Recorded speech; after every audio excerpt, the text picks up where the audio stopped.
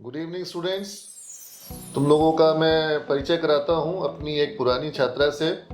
हाल ही में pass out हुई है, बहुत प्यारी बच्ची परविंदर। और सिमेज में इसका जो 3 साल का पीरियड रहा वो बड़ा ही यादगार रहा होगा।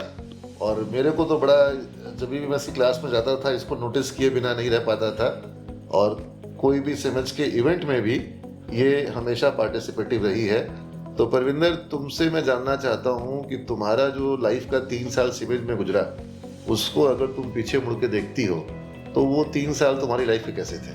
सर, मेरे लाइफ का वो 3 साल बहुत ही अच्छा था, क्योंकि सर मैं स्टार्टिंग में सोची नहीं थी कि मैंने पहले कॉलेजेस सर्च किया तो मुझे सबसे पहले सीमेज का नाम आया। तो मैंने सोचा कि मैं ट्राई करती हूँ, हो सकता है मेरी बहुत ज़्यादा इम्प्रूवमेंट हो जाए।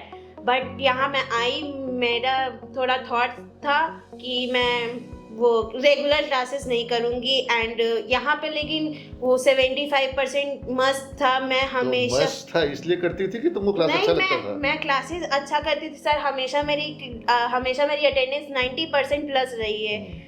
मैं रेगुलर क्लास अटेंड की हूँ। और मेरा सिमेज का 3 साल का एक्सपीरियंस बहुत अच्छा रहा, क्योंकि मैंने लैब में भी बहुत कुछ सीखा, इवन टाइम मैनेजमेंट भी मैंने सीखा।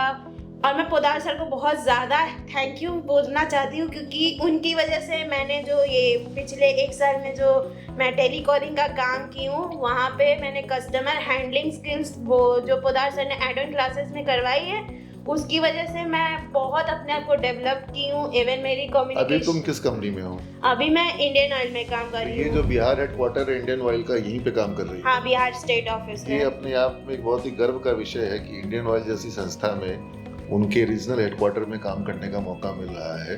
तुम्हारे सीनियर्स तुम्हारे वर्क से वहाँ पे खुश हैं? हाँ, मेरे वर्क से बहुत खुश हैं। तुमको ऐसा लगता है कि आने वाले दिनों में तुम वहाँ पर अपना और भूमिका बना पाओगी या प्रमोशन वगैरह कुछ मिलेगा तुमको? हाँ, वो बोल रहे थे कि आपका काम बहुत अच्छा है, अगर आप थोड़ा और सीखोगे तो आपको मैं प्रमोट करवा दूंगा आगे। चलिए, बहुत बढ़िया बात है। और परविंदर, तुमको अपने समय में अगर तुम इवेंट्स याद करती हो तो कौन कौन से इवेंट है? अभी तुम कुछ 2 इवेंट का तो नाम जिक्र कर रही थी मेरे सामने।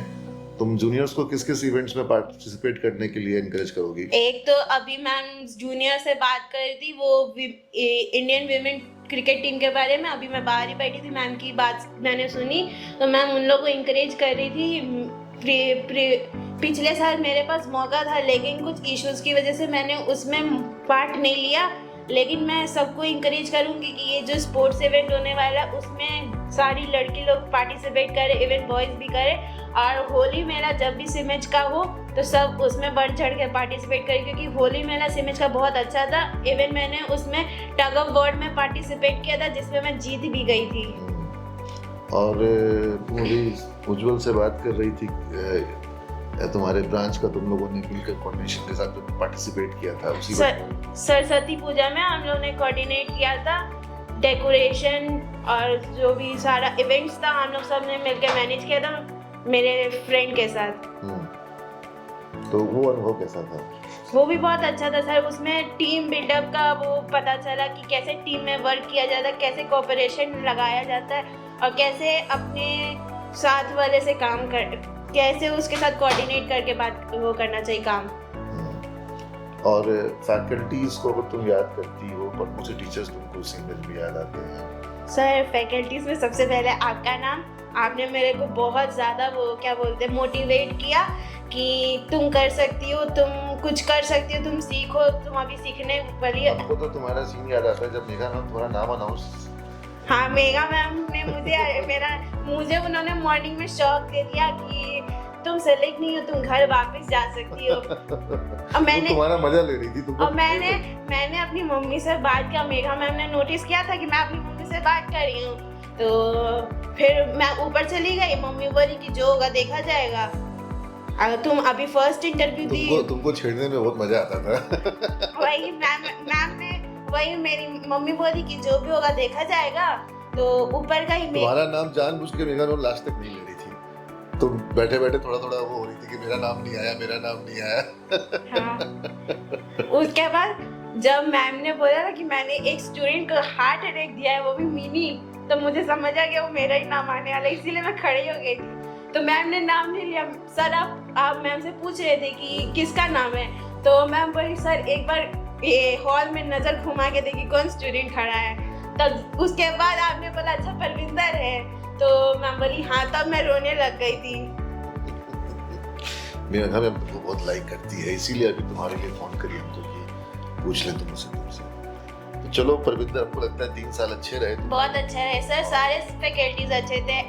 आपका भी बहुत सारा क्लास मैंने अटेंड किया है, मेघा मैम ने भी बहुत कुछ सिखाया है। पोदार सर की क्लास में मेरी इंग्लिश बहुत ही ज़्यादा वो थी, एवरेज लेवल की थी, लेकिन अब पोदार सर की क्लास में मैंने अपनी इंग्लिश बहुत ज़्यादा सुधारी। नीतीश सर के लिए कुछ कहना चाहोगे? एक अकाउंटिंग की क्लास उन्होंने ली, मैं मैनेजमेंट में फर्स्ट टाइम एडमिशन, तो मुझे अकाउंट्स का कोई नॉलेज नहीं था, लेकिन नीतीश सर ने बहुत हेल्प किया मुझे अकाउंट्स में। उसके बाद पवन सर ने भी अकाउंटिंग में बहुत हेल्प की, और भी सारे फैकल्टीज बहुत अच्छे हैं सर। कुंदन सर ने मेरे मैथ्स को बहुत ज़्यादा सुधार दिया था। मैथ में तुमको डर लगता था? मैथ्स मेरा स्टार्टिंग से वीक था, कुंदन सर की वजह से मेरा मैथ्स बहुत अच्छा हो गया है। चलो बहुत बढ़िया। तो सारे टीचर्स जो लोग देख रहे हैं वो भी परविंदर को सब आशीर्वाद देंगे, और तुम एक बहुत अच्छे ऑर्गेनाइजेशन में हो। इंडियन ऑयल जो है वो एक टीम ऑर्गेनाइजेशन होता है, वहाँ जॉब मिलना, और तुम अब सीमेंस के काफ़ी नज़दीक में हो, तो जब कभी तुम्हारा मन करे तुम यहाँ आ सकती हो। कॉफ़ी तुम्हारे लिए आई है, कॉफ़ी पियो, और तुम यहाँ पर लाइब्रेरी को यूज़ कर सकती हो, और कभी कभी जो तुम्हारे जूनियर्स हैं उनके क्लास में जा करके तुम उनको गाइड कर सकती हो। Thank you Parvinder, I wish तुमको मैं भविष्य के करियर के लिए बहुत शुभकामना देता हूँ। थैंक यू और सर। तुम अच्छे जगह से MBA करो, उसकी तैयारी करो। हाँ सर, वो मैं कर रही हूँ। चलो, थैंक यू।